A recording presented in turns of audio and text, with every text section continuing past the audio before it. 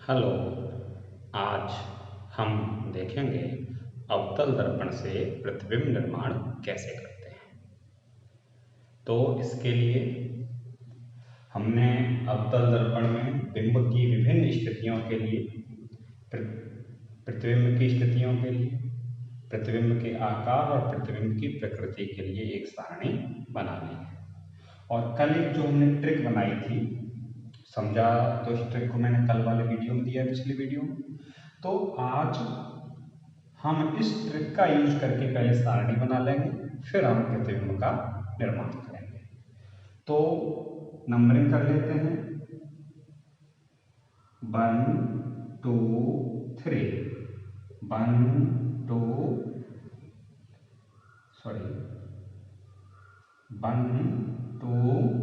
3। तो सबसे पहले बिंब को हम कहाँ रखेंगे? अनंत पर। अनंत का मतलब यहाँ नंबर 1 है। तो देखो इस साइड में 1 नंबर किसको दिया हुआ है? फोकस को। इधर हम बिंब की स्थिति को शो करते हैं और इधर हम किसकी स्थिति को शो करते हैं? प्रतिबिंब की। तो जब आपने बिंब को अनंत पर रखा तो प्रतिबिंब कहाँ बनेगा? फोकस पर। तो यहाँ पर हमने लिख दिया बिंब की स्थिति अनंत पर, प्रतिबिंब की स्थिति F पर। आकार और प्रकृति को हम बाद में देखेंगे। अब हमने बिंब को रखा अनंत और C के मध्य कहीं पर भी, तो प्रतिबिंब तो आपका प्रतिबिंब कहाँ बनेगा? तो ये देखिए आप कि जो बिंब रखा गया है वो 1 और 2 के बीच रखा गया है, तो प्रतिबिंब भी कहाँ बनेगा? 1 और 2 के बीच। ठीक है, आपने बिंब कहाँ रखा? अनंत व C के मध्य, यानी 1 और 2 के मध्य। तो प्रतिबिंब भी कहाँ बनेगा? 1 और 2 के मध्य। तो यहाँ पे लिखा आपने अनंत, बिंब की स्थिति क्या है? अनंत व C के मध्य। तो आपका प्रतिबिंब कहाँ बनेगा? F व C के मध्य। ठीक है, अब और आगे अगर बढ़ाएंगे, अब कहाँ पे आ गए? C पे, यानी नंबर 2 पर। अगर देखो नंबर 2 कहाँ पर है? C पर। तो यानी कि जब आपका बिंदु C पर होगा तब प्रतिबिंब कहाँ बनेगा? C पर। यहाँ पर भी C पर और यहाँ पर भी C पर। आगे चलेंगे, हम इधर पहुंचेंगे कहाँ? C व F के मध्य, यानी कि 2 और 3 के मध्य। तो बिंब की स्थिति क्या होगी? C व F के मध्य। C व F के मध्य का मतलब 2 और 3 के मध्य। तो इधर देखो 2 और 3 ये है ना, तो इसके मध्य 2 और 3 ये है ना, तो इसके मध्य बनेगा। ये क्या स्थिति है? C व अनंत के मध्य। C व अनंत के मध्य। तो अब C व F के मध्य रख लिया। अब कहाँ रखेंगे? F पे। F का मतलब नंबर 3 पे। तो प्रतिबिंब भी कहाँ बनेगा? नंबर 3 पे। नंबर 3 पे कौन है? अनंत। तो यानी बिंब आपका कहाँ पर है? F पर। तो प्रतिबिंब आपका कहाँ बनेगा? अनंत पर। जब आपने बिंब को 3 नंबर पर रखा तो प्रतिबिंब भी 3 नंबर पर बनेगा। ये स्थिति हमने बताई थी काय की होती है, आपको बात कल बताया था हमने पिछले वीडियो में। तो अब हम बिंब को कहाँ रखेंगे? F व P के मध्य। कहाँ रखेंगे? F व P के मध्य। तो प्रतिबिंब कहाँ बनेगा? ये अपवाद है, तो प्रतिबिंब बनता है सदैव, ये याद रखना आपको, दर्पण के पीछे। कैसा बनेगा? दर्पण के पीछे। ये अपवाद वाली स्थिति है। क्लियर?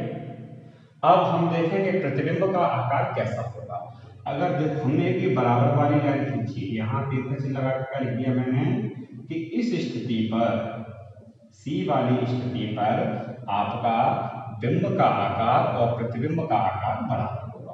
जैसे जैसे आप इस स्थिति से इस साइड में जाएंगे, बराबर वाली स्थिति से इस साइड में जाएंगे, प्रतिबिंब कैसा होता जाएगा? छोटा। और बराबर वाली स्थिति में आप इस साइड में जाएंगे तो प्रतिबिंब कैसा होता जाएगा? बड़ा। कहने का मतलब C से आप अनंत की ओर जाएंगे तो प्रतिबिंब छोटा होता जाएगा, और C से आप P की ओर जाएंगे तो प्रतिबिंब बड़ा होता जाएगा। तो अनंत पर है तो बहुत दूर है, तो प्रतिबिंब का आकार कैसा हो जाएगा? बहुत छोटा। ठीक। अब अनंत व सी के मध्य में है अगली स्थिति, इसका मतलब बराबर से इसी साइड में होना। तो बहुत छोटा से, अब थोड़ा इस साइड में आ गए तो बहुत छोटा से कैसा हो जाएगा, छोटा हो जाएगा। ठीक है, अब आप आ गए कहां पर, सी पर। ठीक है, तो सी पर प्रतिबिंब कैसा बन रहा है, बराबर। तो यहां पे क्या लिख देंगे, बराबर। किसके बराबर, बिंब के। ठीक है, बिंब के। अब देखेंगे सी व एफ के मध्य। अब देखो आप बराबर वाली स्थिति से अर्थात सी से पी की ओर जा रहे हैं तो प्रतिबिंब कैसा बनेगा, बड़ा। तो इस स्थिति में कैसा बनेगा, प्रतिबिंब बड़ा। अब आप जब सी व एफ के मध्य के बाद कहां जाएंगे, एफ पर, तो बराबर बेस वाली स्थिति से और ज्यादा दूर हो गए तो बड़ा के बाद क्या बनेगा, बहुत बड़ा। प्रतिबिंब कैसा बनेगा, बहुत बड़ा।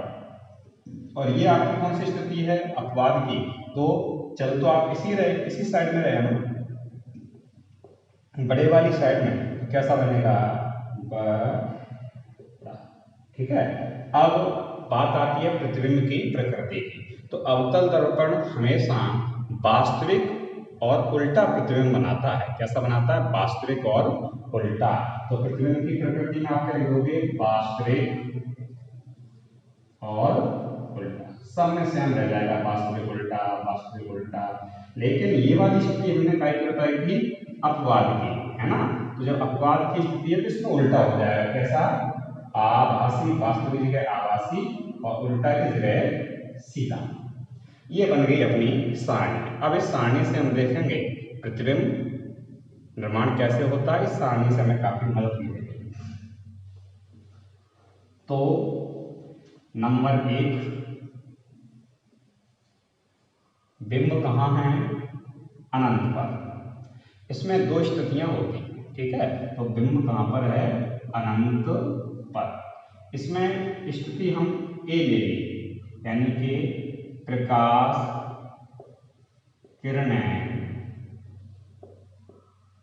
मुख्य अक्ष के समांतर, यानी कि बिंब अनंत से जब प्रकाश किरणें आ रही हैं तो वो कैसी आ रही हैं, मुख्य अक्ष के समांतर। ठीक है, प्रकाश किरणें कहां से आ रही हैं, मुख्य अक्ष के समांतर। तो सबसे पहले आप इसमें क्या करेंगे, अवतल दर्पण का निर्माण। ये यहां आपका हो जाएगा ध्रुव, ये हो गया आपका फोकस, ये हो गया आपका वक्रता केंद्र, और ये आपका हो गया इधर अनंत हो जाएगा केंद्र, और ये आपकी मुख्य अक्ष है। तो अनंत से प्रकाश किरणें आ रही हैं, कहां से आ रही हैं, अनंत से, और मुख्य अक्ष के कैसे आ रही हैं, समांतर। तो मुख्य अक्ष के समांतर ये प्रकाश किरणें हैं। तो हमने कल आपको बताया था प्रतिबिंब निर्माण के लिए सुविधा अनुसार दो हम प्रकाश किरणों का यूज कर लेते हैं, और कम से कम दो नियमों का ही यूज करते हैं।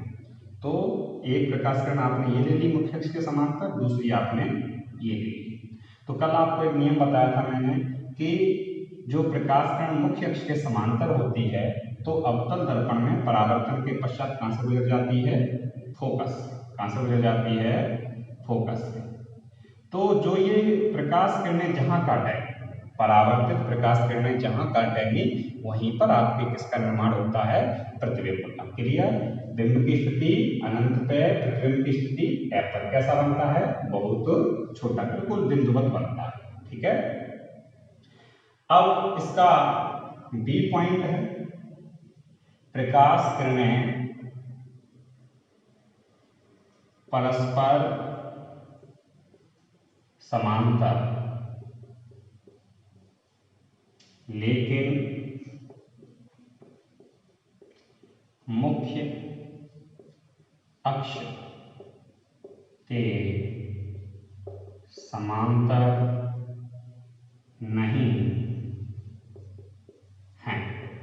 क्लियर, परस्पर समांतर हैं लेकिन मुख्य अक्ष के समांतर नहीं है।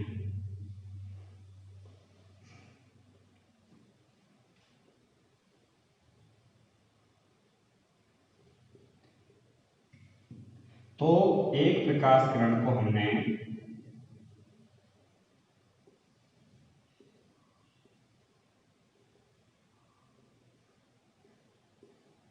फोकस बिंदु से गुजरती है, तो ये परावर्तन के पश्चात मुख्य अक्ष के कैसे हो जाएगी, समांतर। आपने नियम पढ़ा था, अवतल दर्पण के फोकस से गुजरने वाली प्रकाश किरण परावर्तन के पश्चात मुख्य अक्ष के समांतर हो जाती है। दूसरी वाली प्रकाश किरण को हम कहां से ले लेंगे, वक्रता केंद्र से। कहां से ले लेंगे, वक्रता केंद्र से। तो वक्रता केंद्र से गुजरने वाली प्रकाश किरण क्या होता है, वापस उसी मार्ग पर लौट जाती है। तो प्रकाश किरण ये वक्रता केंद्र से जा रही है, गई, अवतल दर्पण से परावर्तित होगी और वापस उसी मार्ग पर लौट जाएगी। तो इस वाली प्रकाश किरण की परावर्तित किरण ये है और इस वाली प्रकाश किरण उसी मार्ग पर वापस लौट आएगी। तो जहां पर ये परावर्तित प्रकाश किरणें काटेंगी वहीं पर किसका निर्माण होगा, प्रतिबिंब का। ठीक है, और जिस बिंदु पर प्रकाश किरणें काटती हैं उस बिंदु पर हमेशा जो बिंब होता है उसका शीर्ष बनता है। क्या बनता है, शीर्ष। तो आप यहाँ से लेके यहाँ इसको मिला देंगे तो आपका प्रतिबिंब कहाँ पर बन गया, फोकस पर। और कैसा बना, बहुत छोटा। अनंत पर है जब बिंब तो बहुत बड़ा होगा। ठीक है,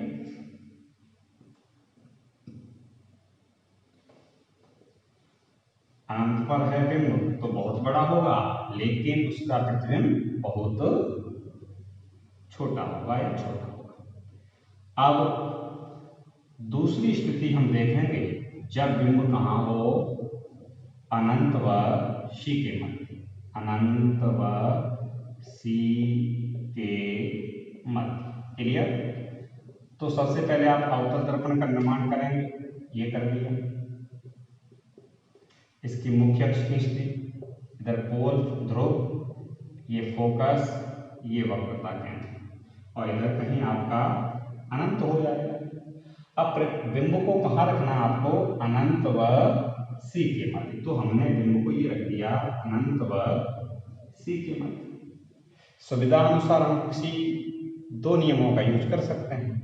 तो इससे चलने वाली प्रकाश किरण, इससे चलने वाली एक प्रकाश किरण हमने मुख्य अक्ष के समांतर ली, जो परावर्तन के पश्चात कहां से गुजर जाएगी, फोकस। क्लियर। अब दूसरी वाली प्रकाश किरण को हम चाहें फोकस से ले लें, फोकस से गुजार दें, या ध्रुव पर आपतित करा दें, या वक्रता केंद्र से निकाल दें। तो परावर्तन के पश्चात वो प्रतिबिंब का निर्माण करेगी। हम इन तीनों स्थितियों में से कोई सी एक ले सकते हैं अपनी सुविधा अनुसार। तो हमने एक प्रकाश किरण ली, कहां से जा रही है, फोकस बिंदु से। अभी वाला जो पहले नियम ट्राई किया था वही नियम फिर ट्राई कर रहे हैं। तो फोकस से गुजरने वाली प्रकाश किरण जब दर्पण से परावर्तित होगी, यहां आके दर्पण पर टकराई और यहां से जब परावर्तित होगी तो क्या होगा, मुख्य अक्ष के समांतर हो जाएगी। ठीक है, परावर्तन के पश्चात मुख्य अक्ष के समांतर। तो आपका जो इमेज बनेगा, प्रतिबिंब बनेगा वो ये, और इससे ये बिंब है और ये प्रतिबिंब है। तो ये प्रतिबिंब कैसा बन रहा है, छोटा बन रहा है। क्लियर। एक ये आपका बिंब है, बिंब से एक प्रकाश किरण आपने मुख्य अक्ष के समांतर ली, अवतल दर्पण से परावर्तन के पश्चात फोकस से गुजर गई। दूसरी प्रकाश किरण को आपने फोकस बिंदु से गुजारा, दर्पण से परावर्तन के पश्चात मुख्य अक्ष के समांतर हो गई। यहाँ पर ये दोनों प्रकाश किरणें काट रही हैं, तो यहाँ पे किसका निर्माण होगा, प्रतिबिंब का। अब हम देखेंगे तीसरी स्थिति। क्या देखेंगे, तीसरी स्थिति क्या है, जब बिंब सी पर हो। जब बिंब कहां पर हो, सी पर हो। क्लियर। तो ये आपने ली मुख्य अक्ष, ये इसका फोकस, ये इसका वक्रता केंद्र, और इधर कहीं आपने ले लिया सी पर रखी है प्रकाश किरण, सी पर आपका बिंब रखा हुआ है। एक प्रकाश किरण आप मुख्य अक्ष के समांतर ले लेंगे, अवतल दर्पण से परावर्तन के पश्चात कहां से गुजर जाएगी, फोकस से।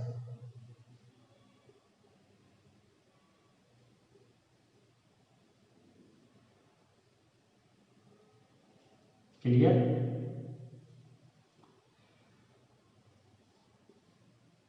दूसरी वाली प्रकाश किरण को चाहे आप फोकस से चाहे आप पी से कहीं से भी गुजार दें, ठीक है। तो हमने प्रकाश किरण को कहां से गुजार दिया, फोकस से।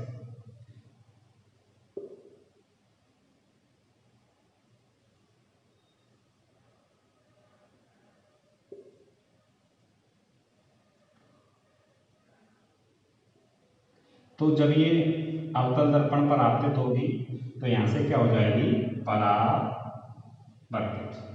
क्लियर। और परावर्तित जब होगी तो कैसी हो जाएगी, चूंकि ये प्रकाश किरण फोकस बिंदु से गुजर रही है, अवतल दर्पण से परावर्तन के पश्चात क्या हो जाएगी, मुख्य अक्ष के समांतर। और यहाँ पर ये काट रही है तो आप यहाँ से यहाँ तक मिला देंगे। तो ये आपका क्या है, ऊपर वाला बिंब और नीचे वाला क्या है आपका प्रतिबिंब। जितना बड़ा आपका बिंब होगा उतना ही बड़ा आपका प्रतिबिंब होगा, ठीक है। यहाँ पर बिंब सी पर, प्रतिबिंब भी सी पर, कैसा बड़ा, किसके, बिंब के। कैसा बन रहा है, इसका शीर्ष ऊपर की ओर है, इसका शीर्ष नीचे की ओर है, तो कैसा बन रहा है, उल्टा बन रहा है। उल्टा है तो वास्तविक है। और मैंने आपको ये बता ही दिया है कि जिस बिंदु पर परावर्तित प्रकाश किरणें काटती हैं उस बिंदु पर हमेशा दर्पण का क्या, उस बिंदु पर हमेशा बिंब का क्या होता है, शीर्ष होता है। ये आपका तीसरा पॉइंट था। अब हम देखेंगे पॉइंट नंबर 4। जब बिंब कहां हो, सी व एफ के मध्य। कहां हो, सी व एफ के मध्य।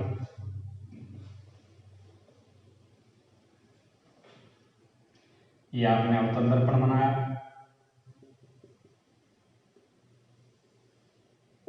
पी यहां हो जाएगा फोकस, यहां हो जाएगा वक्रता केंद्र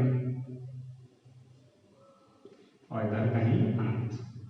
बिंब आपको कहां रखना है, सी व एफ के मध्य। ये रख दिया सी व एफ के मध्य। अब एक प्रकाश किरण आपने ली मुख्य अक्ष के समांतर, ठीक है। परावर्तन के पश्चात कहां से गुजर जाएगी, कहां से गुजरेगी, नियम याद हो जाना चाहिए, कहां से गुजर जाएगी, फोकस बिंदु से। तो प्रकाश किरण को हमने फोकस बिंदु से गुजारना है,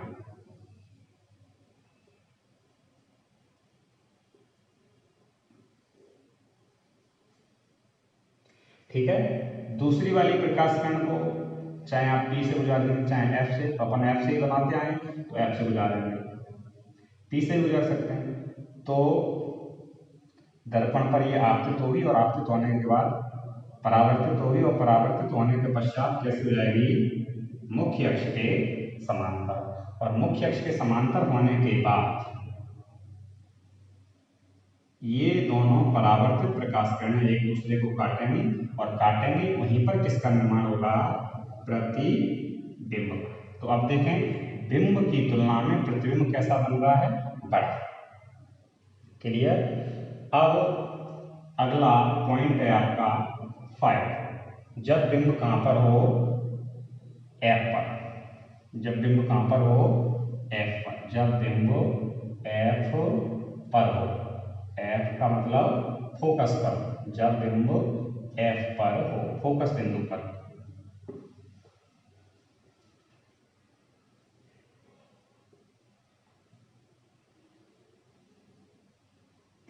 तो बिंब को हमने रख दिया फोकस बिंदु। क्लियर। एक प्रकाश किरण हम मुख्य अक्ष के समांतर ले ली, परावर्तन के पश्चात कहां से गुजर जाएगी, वही नियम फोकस बिंदु से। अब एक ही कंडीशन बची है बिल्कुल सामने, बन तो आपका सी से भी जाएगा, लेकिन अपन सरल सा देखते हैं कि एक प्रकाश किरण कहां पर आपतित कराई आपने, ध्रुव पर। तो जब ध्रुव पर आपतित होगी तो आपतित प्रकाश किरण मुख्य अक्ष के साथ जितना कोण बनाएगी, परावर्तित प्रकाश किरण भी मुख्य अक्ष के साथ उतना ही कोण बनाएगी। ये दोनों कोण आपस में कैसे होंगे, बराबर। अब देखो ये प्रकाश किरणें हैं, ये वाली जो प्रकाश किरणें आपको कैसी लग रही है, समांतर। इनको हम आगे जाने पे एक दूसरे को मिला सकते हैं पीछे जाने पर, यानी कि ये प्रकाश किरणें कहीं पर भी नहीं काटेंगे। और जब कहीं पर भी नहीं काटेंगी तो हम क्या मान के चलते हैं कि ये अनंत पर काटेंगे। और जब अनंत पर काटेंगे तो प्रतिबिंब भी कहाँ बनेगा, अनंत पर। जब आपका बिंब कहाँ पर हो, F पर, तब प्रतिबिंब कहाँ पर होगा, अनंत पर। आपकी लास्ट कंडीशन बची है पॉइंट नंबर 6, जब बिंब कहाँ हो, P व F के मध्य। क्लियर, कहाँ हो, P व F के मध्य। अपवाद वाली स्थिति भी है, तो हमने ये बना लिया कोई अवतल दर्पण। क्लियर, ये रहा इसका ध्रुव, ये रहा इसका फोकस बिंदु, ये रहा इसका वक्रता केंद्र, और इधर कहीं हो जाएगा अनंत। तो हमने P और F के मध्य में रख दिया बिंदु। एक प्रकाश किरण मुख्य अक्ष के समांतर चलेगी, परावर्तन के पश्चात कहां से गुजर जाएगी, कहां से गुजरेगी, मुख्य अक्ष के समांतर जाने वाली प्रकाश किरण परावर्तन के पश्चात कहां से गुजरेगी, गुजर गई भाई F से। F का मतलब फोकस। क्लियर, सीधी लाइन खींचनी है भाई, ठीक है। अब दूसरी वाली प्रकाश किरण को हम ध्रुव पर करा देंगे, तो जितना कोण ये बनेगा उतना ही कोण नीचे की ओर बनेगा। क्लियर, बराबर। तो ये प्रकाश किरण ध्रुव पर आपतित हुई, आपतित होने के बाद यहाँ से परावर्तित होगी, और परावर्तन के पश्चात ये उतने ही कोण से जाएगी जितना कोण से मुख्य अक्ष के साथ आपतित प्रकाश किरण होती है। तो ये वाला कोण और ये वाला कोण समान रहेगा, तो इसको आप आगे बढ़ा देंगे। ठीक है, तो आगे जाने पर आप देख रहे हैं ये दोनों प्रकाश किरणें फैल रही हैं। जब ये आगे जाने पर प्रकाश किरणें फैल रही हैं तो सीधी सी बात है कि ये प्रकाश किरणें पीछे जाने पर कहीं न कहीं काटेंगे। तो इन प्रकाश किरणों को हम पीछे की ओर बढ़ाते हैं। अब बढ़ाते समय हमने देखो डॉट डॉट लिया, यहाँ पे सीधी लाइन ले रहे थे, डॉट यहाँ डॉटेड लाइन ली। क्यों, क्योंकि प्रकाश किरण इधर जा नहीं सकती है, केवल हम रियलाइज कर सकते हैं, मान सकते हैं कि इधर गई है, तभी तो कैसा प्रतिबिंब बनता है, आभासी, आभास होता है, वास्तव में प्रकाश किरण उधर जाती नहीं है। तो इसको भी आप पीछे की ओर बढ़ा देंगे, इसको भी आप पीछे की ओर बढ़ा देंगे। चलो इस सारणी का तो अपन काम ही खत्म ही हो गया है, तो थोड़ा सा मिटा देते हैं। तो इसको भी आप आगे बढ़ा देंगे, इसको भी आप आगे बढ़ा देंगे, तो लगभग ये प्रकाश किरणें यहाँ पर काट देंगे। तो इस मुख्य अक्ष को आगे बढ़ा लिया, ये भी काल्पनिक होता हमने बताया था आपको। तो इन दोनों को यहाँ से लेके यहाँ तक आपने ये प्रतिबिंब बनाया। अब देखो हमने शीर्ष यहाँ पे लिया है, क्योंकि प्रकाश किरण यहाँ पे काटती हुई प्रतीत हो रही है, शीर्ष यहाँ पे। तो देखो जैसा बिंब रखा है वैसा ही प्रतिबिंब बन रहा है। इसका मतलब प्रतिबिंब कैसा बन रहा है, सीधा और आभासी। क्यों, क्योंकि ये प्रतिबिंब आपको डॉट डॉट वाली लाइनों से प्राप्त हुआ है। इधर प्रकाश किरण नहीं जा सकती है, क्योंकि दर्पण में पीछे की साइड क्या होती है, पॉलिश होती है। और प्रतिबिंब कैसा भी बन रहा है, बड़ा बन रहा है। तो इस प्रकार हम गोली दर्पण से प्रतिबिंब निर्माण के मुख्य 4 नियमों में से किन्हीं 2 नियमों का उपयोग करके प्रतिबिंब निर्माण कर सकते हैं।